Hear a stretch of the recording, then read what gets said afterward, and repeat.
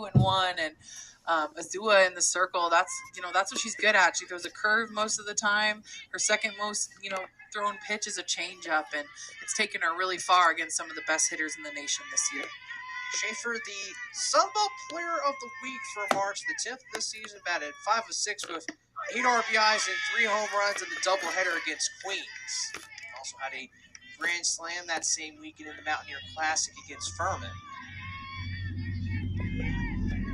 2-2 count right now for Taylor Schaefer. Fouls that one off, keeps herself alive. Good at bat here by Schaefer. Just doing a good job of seeing pitches outside, lefty-lefty matchup. So we'll see curve heavy, change heavy here against Taylor Schaefer.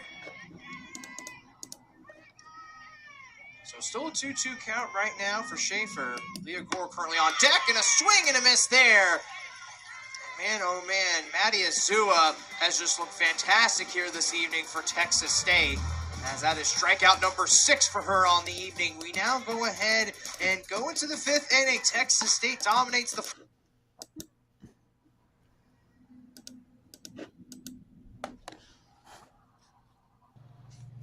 Alright, so we have here some more, we're back. Yeah, well, I guess we can bring in nerd sets and stuff, or why not? Why not? Actually, for in conference play. We already have 7 though, so man. Yeah.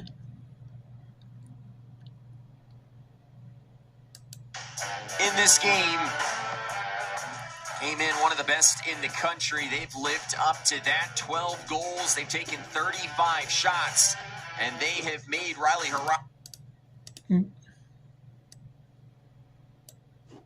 Let's see this. Should we bring him? Yeah, I know that we'll bring him. Then we'll go through these 5 o'clock games, 60 streams. Then we'll go through those earlier games in women, in men in Musapa and women's lacrosse. Then we'll go to the 70 streams, which is the Maryland Army, Arizona State Chrome. That's Patriot League, the Maryland Army, and Arizona State University Chrome. And then we go through 70 streams. Oh yeah, we can do it. Why not? And there's also some Northwest games at 70 Eastern, or Eastern, and then 9 Eastern. So I'll be able to whip around until 10, to about the 10 Eastern.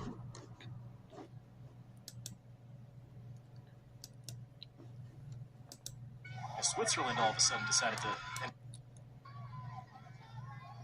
in deep in the corner. Over Jenkins. Mudge tried to wait for it at the restraining line. Good job from Graham to deter that, excuse me.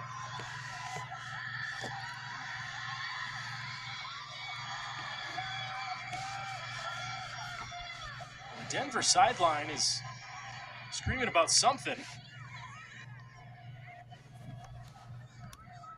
Knocked out of Serrano's stick. A little wide for Bodner.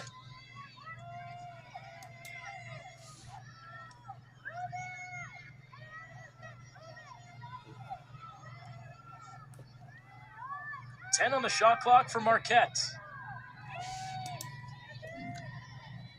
Serrano feeds. Osborne picks up the loose ball. Jenkins, underhand flick. Asuchi, I beg your pardon, and never hit the cage. So a shot clock violation for Marquette. And again, to your point, Eric, you had that transition chance. Probably better off taking that than trying to beat Denver on even strength. And even just looking at the scoreboard to see how you can start getting some momentum back to your offense and start getting some confidence. And it's going to come from one of those goals of creating some uneven situations, a fast break, some transition. Your defense has done a good job of holding as much as they can, and you need your offense to try to start to get something. You need some sort of juice goal to help yourself get back into this game and give your offense a little bit more confidence. Well, it's not even just the logistics of even strength as well. You're also down 8 goals with 15 minutes to go in this game. Exactly. So even if you want to go on a run, clock's not on your side at this point in the game. There's plenty of time. There's no need to panic necessarily, but can't be going down all the way to 90 seconds on the shot clock either. Exactly. Shot clock halfway gone here for the Pioneers, still without Ripple on the field. Thompson-Marr makes her move. Nice job by Brown to stay with her. Bowers flips. So does Harris. Back inside, it is good. Kendra And there's Harris. goal number That 13 replacement for for Olivia Denver. Ripple. Adds her name to the score sheet today. Pioneers offense decides to go a little bit of a three-man weave action here. Some call it the Princeton offense from basketball. Some call it the Gary Gate offense from Syracuse when he was coaching the women's team. Just to drive and dump and a little dribble handoff each time. And Harris just recognizes she's able to, as soon as she does that, just that back door, and is able to get Jenkins just to fall asleep for just a half a second of not paying attention, and just a well-timed cut. And as she gets to the middle, realizes she's open, she takes a beautiful shot to that bottom corner. I like the placement there.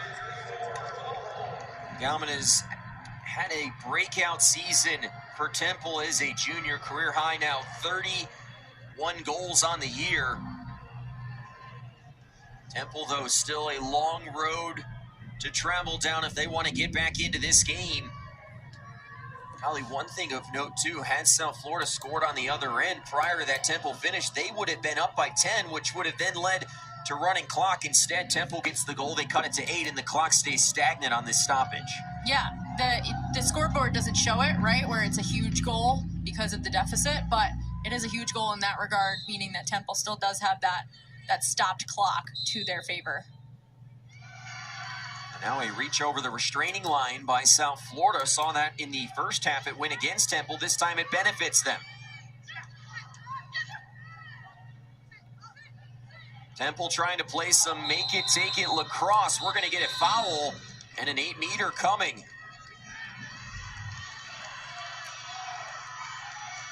Going to see a yellow card here.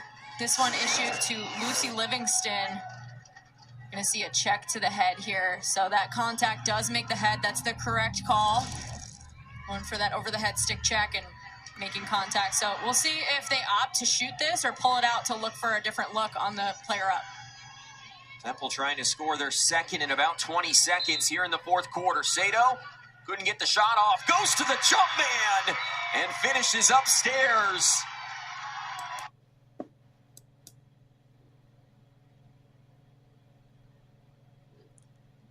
Yep, and that's in the crease. No touching the line at all as that ball is in her stick. Now, To Brown's credit there, too, there wasn't a ton of push either. I don't think there's a lot of push there, but also it's really important that the call on the field is no goal. If the call on the field is no goal. Hey. Again, it's the end of the regular season. We'll all gather for the postseason tournament starting Wednesday. In Lafayette, Louisiana. Flair.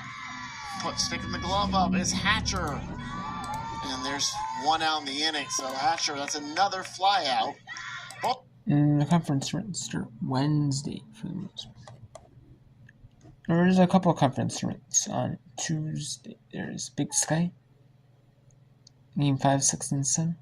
There's Ace in Game 1 and 2. Monday the 4th. Games 1, 2, 3, and 4, the Big Sky.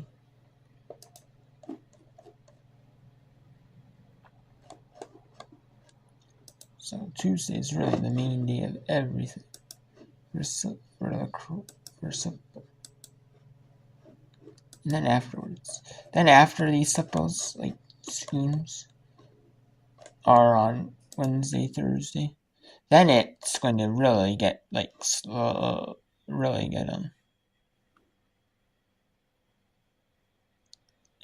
bit behind. I don't know. As you see right here. I don't know.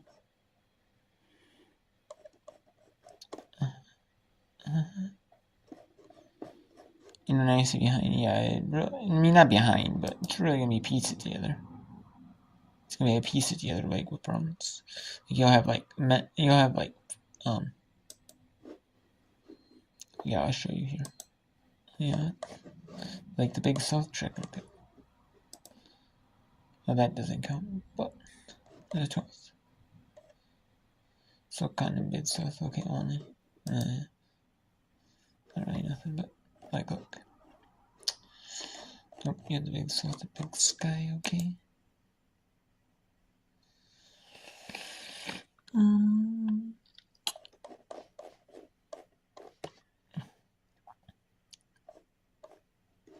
Yeah, well, see, the 14th. It's the Big Sky. It's the Outdoor Chicken Fudge Chips.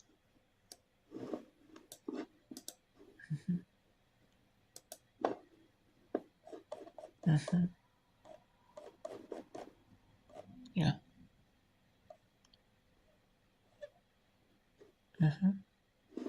So. And then we got that distribution chips. We got things like the tennis championships.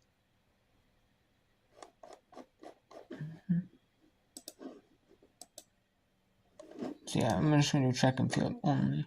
We got also lacrosse as well. On the 14th as well. So we got women's lacrosse quarterfinals. Mixed with the track and field conference championships. But still, that is like it though. And yeah, there's really not a lot. Not a ton. Whipper, not a ton of whipper. You know, not a ton of whipper.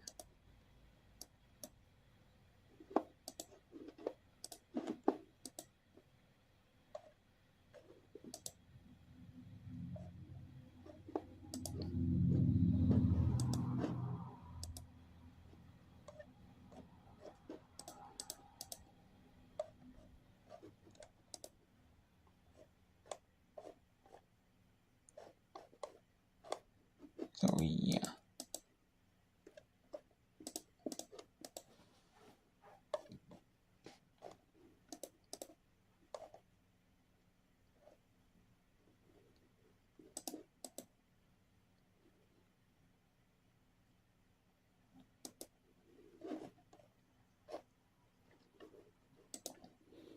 So yeah.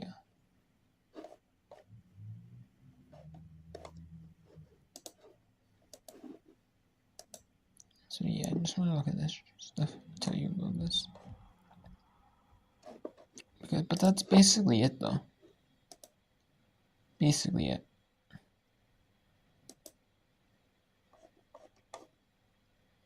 Yeah, essentially it though.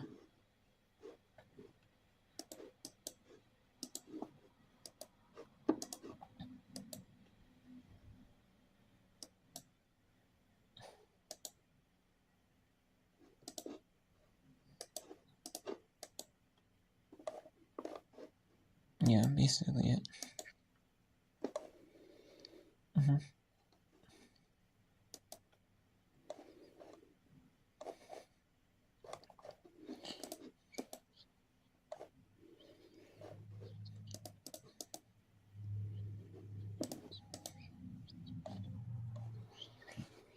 Yep, and we have West First Round, East First Round. So, yeah, it's basically gonna be it for Whip Round for women's sports Whip Round for college.